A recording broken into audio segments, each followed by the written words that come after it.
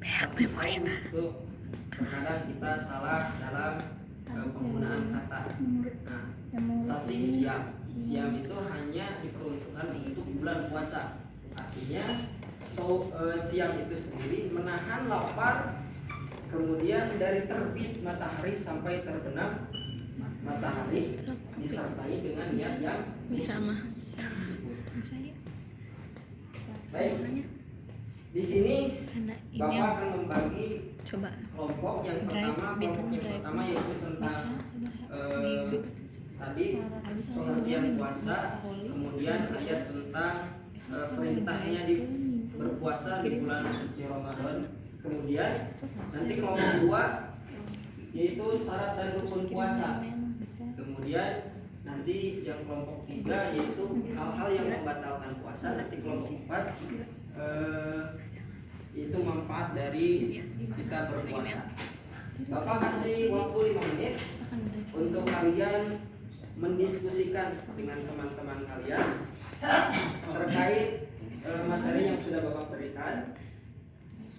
Ya, dimulai dari sekarang, silakan. Udah beres, Pak.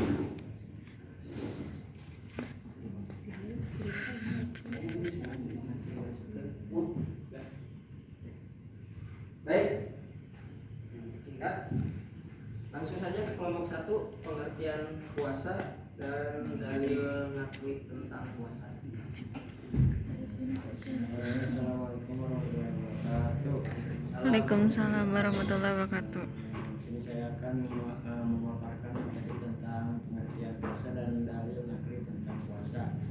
Yang pertama untuk dalil naklinya terdapat dalam surat Quran surat Al-Baqarah ayat 185 yang berbunyi Bismillahirrahmanirrahim ya ayyuhalladzina amanu kutiba alaikumus syiyam kama kutiba alal ladzina min qablikum la'allakum tattaqun.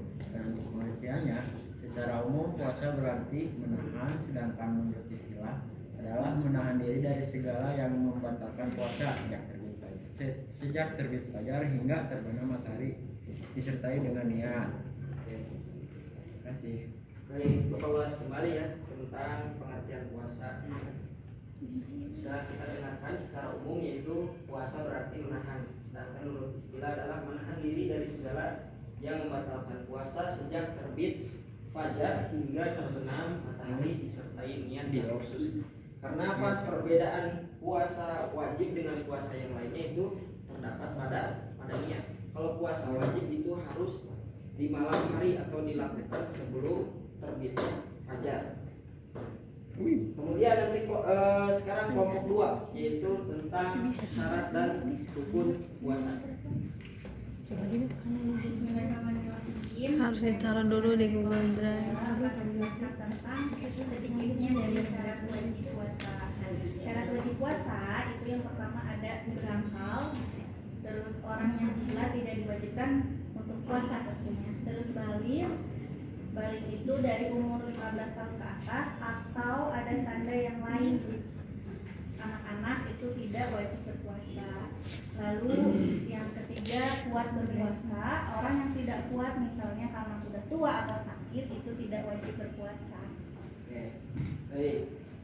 Syarat dari syarat wajib puasa itu yang pertama itu berakal. Berakal di sini artinya seseorang tidak diwajibkan berpuasa apabila akalnya tidak sempurna. Atau kita katakanlah orang gila itu tidak wajib berpuasa. Kemudian yang kedua yaitu balik itu artinya umur yang sampai kepada umur yang telah ditentukan oleh syariat. Itu untuk laki-laki umur 15 tahun, sedangkan untuk perempuan itu 9 tahun. Bagaimana Pak kalau misalkan ada anak-anak kecil yang berpuasa, apakah mereka sudah wajib berpuasa?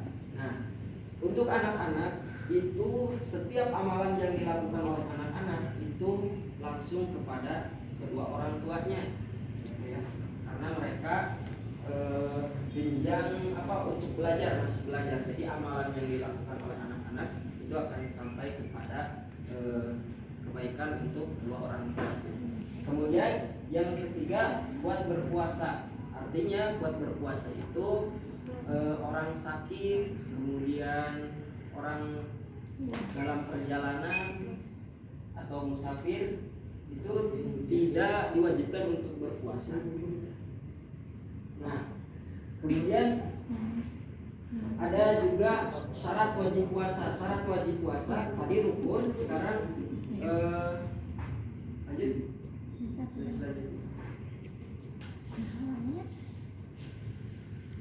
Nah, rukun puasa. Rukun puasa yang pertama yaitu niat. Nah, setiap puasa atau puasa wajib di bulan Ramadan harus disertai niat pada malam hari selama bulan Ramadan. Nah, kemudian yang kedua, menahan diri dari segala yang membatalkan puasa sejak terbit fajar hingga terbenam matahari. Maksudnya menahan diri dari segala yang membatalkan puasa, yang berarti makan, minum dan lain sebagainya, itu harus ditahan selama kita menjalani puasa Ramadan. Nah, di sini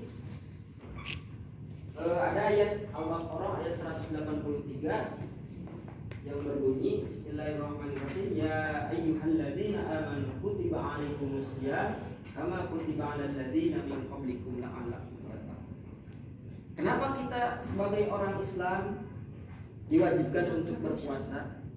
Nah, ternyata para orang-orang soleh terdahulu, para nabi-nabi terdahulu, ketika ingin mendekatkan dirinya kepada Allah Subhanahu wa taala, maka mereka akan menahan dari rasa haus dan lapar.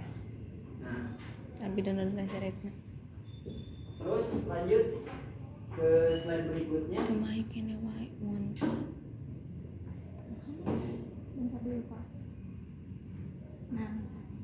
Nah, sekarang kelompok 3. Bismillahirrahmanirrahim. Baik, saya perwakilan dari kelompok 3 yang membatalkan puasa. Yang pertama adalah makan dan minum secara sengaja.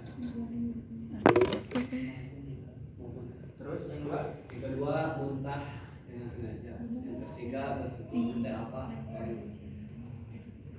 Lanjut. Nanti pembahasannya mengeluarkan mani dengan sengaja. Lagi keempat, kalau selanjutnya gila. Terakhir mutadun. Oke, baik.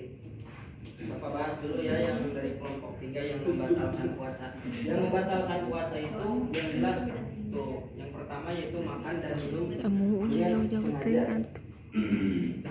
Ini salah kayaknya. Maupun tidak. Nah, makan dan minum yang disengaja dapat membatalkan puasa kecuali kalau tidak disengaja itu tidak membatalkan puasa. Kemudian yang kedua, muntah yang disengaja.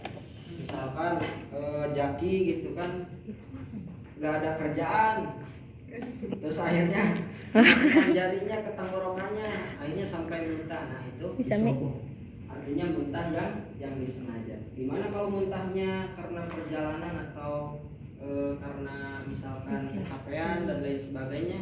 Karena itu bersifat tidak sengaja, maka puasanya tidak batal. Kemudian yang ketiga yaitu bersetubuh. Bersetubuh itu artinya melakukan hubungan suami istri, antara si suami dan istri gitu. Ya. Di bulan Ramadan.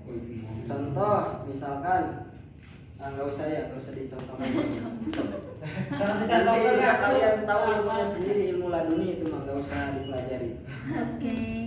Lanjut, yaitu keluar darah haid dan nifas. Ini untuk perempuan ya, karena untuk laki-laki mah tidak mungkin keluar darah haid dan nifas. Darah haid itu artinya darah kotor yang keluar dari kemaluan perempuan.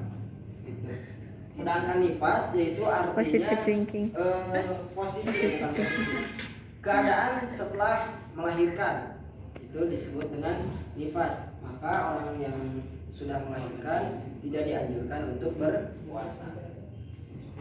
Kemudian mengeluarkan mani dengan sengaja. Misalkan nggak ada kerjaan bulan puasa, mengeluarkan air mani, misalkan ya, dengan cara apapun, maka itu dapat membatalkan puasa, terkecuali misalkan di siang hari mimpi hal yang aneh-aneh gitu, Kalau kemudian keluar mani, maka itu tidak membatalkan puasa, malah nikmat yang ada. Terus yang selanjutnya itu gila. Bapak. Gila, jika gila itu datang pada siang hari maka membatalkan puasa. Misalkan jam 6 pagi masih puasa, jam 7 udah gila. Nah itu maka membatalkan puasanya. Terus yang selanjutnya yaitu murtad. Murtad artinya keluar dari agama Islam, tidak meyakini bahwasannya puasa itu menjadi kewajiban seorang untuk melaksanakan. Lanjut ke kelompok 4, yaitu manfaat dari berpuasa. Bisa dibacakan oleh Sandi. Ada? Manfaat puasa mengasah aneka kecerdasan. Kecerdasan spiritual akan melahirkan kepekaan yang dalam fungsinya mencakup hal-hal yang bersifat supra. Ini 11, ini nggak tahu berapa. Yang kedua, kecerdasan emosional. Manusia mampu mengendalikan hawa nafsunya dengan berpuasa, mendorong lahirnya ketabahan dan kesadaran. Yang ketiga, kecerdasan intelektual akan Centil itu, kecerdasan dalam cara dan bersikap. Karena ilmu adalah nur, cahaya dan cahaya akan memberikan kepada hatinya. Oke. Manfaat dari kita berpuasa. Apa hikmah di balik kita berpuasa? Dia tahu terus. Allah tidak semata-mata mewajibkan puasa kepada seorang yang beragama Islam atau kepada orang-orang yang beriman kalau tidak ada manfaatnya, kalau tidak ada faedahnya. Nah, yang pertama yaitu manfaat daripada berpuasa yaitu kecerdasan spiritual. Artinya ketika kita berpuasa maka hati akan menjadi luluh, tidak kasar, kemudian kesabaran akan bertambah, dan juga ketawakalan berserah diri kepada Allah juga akan bertambah ketika kita berpuasa. Kemudian yang kedua yaitu kecerdasan emosional, di mana orang yang berpuasa itu sendiri akan merasakan bahwasannya hatinya menjadi tenang, emosinya terkendali dan lain sebagainya. Itu manfaat daripada kecerdasan secara emosional. Maka hakikatnya orang yang berpuasa itu sendiri yaitu disandingkan oleh Allah Subhanahu wa taala sebagai orang yang bertakwa, agar kita menjadi orang-orang yang mutakin, orang-orang yang bertakwa kepada Allah Subhanahu wa taala. Kemudian yang ketiga yaitu kecerdasan intelektual, di mana kecerdasan intelektual itu sendiri melahirkan dalam hal kita bersikap, berucap, bertindak dan lain sebagainya. Karena sudah tadi Bapak katakan sendiri bahwasannya orang yang berpuasa itu sendiri senantiasa mengosongkan perutnya, terus menghindari daripada pikiran kotor, hati yang kotor, maka akan datang kepada dia itu berupa nur, cahaya atau ilmu. Orang-orang terdahulu, para ulama, para aslafun sholih, ketika mereka melakukan thalabul ilmi atau mencari ilmu, yaitu dengan mengosongkan perutnya. Agar apa? Agar pertama yaitu sabar di dalam menuntut ilmu, dan yang kedua agar mereka itu mudah mengingat. Kalau orang-orang yang senantiasa berpuasa itu pikirannya tidak tidak berpikiran kemana-mana, fokus dan matanya itu tidak mudah ngantuk. Berbeda dengan orang yang banyak makan, maka akan menimbulkan rasa ngantuk yang berlebihan. Baik, itu penjelasan daripada berpuasa. Baik, Bapak cukupkan untuk pertemuan kali ini. Mudah-mudahan apa yang kita pelajari, apa yang tadi sudah teman-teman bacakan, mudah-mudahan menjadi manfaat dan bisa diamalkan dalam kehidupan sehari-hari. Amin ya Allah ya Rabbal alamin. Baik, Bapak cukupkan pertemuan kali ini. Wallahu muwaffiq Wallahu muwaffiq ila aqwamit thoriq. Wassalamualaikum warahmatullahi wabarakatuh. Waalaikumsalam